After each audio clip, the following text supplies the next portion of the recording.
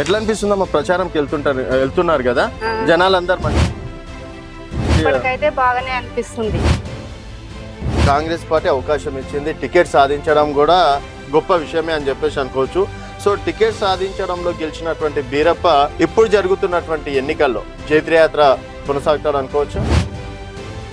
డెఫినెట్గా అలాంటి డౌటే కూడా ఎవరికి కూడా అవసరం లేదు. ఆల్రెడీ జనాలు చెప్తున్నారు బీరప్ప ఏం చేస్తాడు, ఇలా ఏం హామీలు ఇచ్చిండు, బీరప్ప ఎప్పటికి ఎట్లా ఉన్నాడు అనేది జనాలకు తెలుసు. మీరు రేపు ఒకవేళ గెలిస్తే మళ్ళీ ఇందిరమ్మ ఇల్లు కావచ్చు, డబుల్ బెడ్రూమ్ ఇల్లు శాంక్షన్ చేపిస్తారా? ఇందిరమ్మ ఇల్లు కూడా ఒక 10 ఇప్పటికి ఇచ్చినాం. డెఫినెట్ గా ఈ 11th వార్డులో ఒక్కరని కాదు, కులము లేదు, మతం లేదు, జనాలలో ఒకటి సేవ చేయడానికనే నేను వచ్చిన కాబట్టి పార్టీలకు అతీతంగా గవర్నమెంట్ నుంచి వచ్చే పథకాలు ప్రతి ఒక్కరికి అందేటట్టు. మిమ్మల్ని గెలిపిస్తున్నందుకు ఈ ఏరియా ప్రజల రుణం ఏ విధంగా తీసుకుంటారంటారు? నన్ను ప్రత్యేకంగా గెలిపిస్తే నా సొంత నిధులతోనే ఫిల్టర్ వాటర్ కూడా మంచి క్వాలిటీ అయిన వాటర్ నేను ఫ్రీగా జనాలకు అందిస్తాను.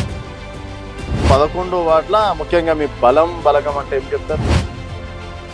బలం అంటే జనాలేమో బలం. మా గెలుపు ఖాయం అయిపోయింది ఆల్మోస్ట్. ఫైనల్ గా మీ 11వ వార్డు ప్రజలకి ఏం చెప్పాలనుకుంటున్నారు?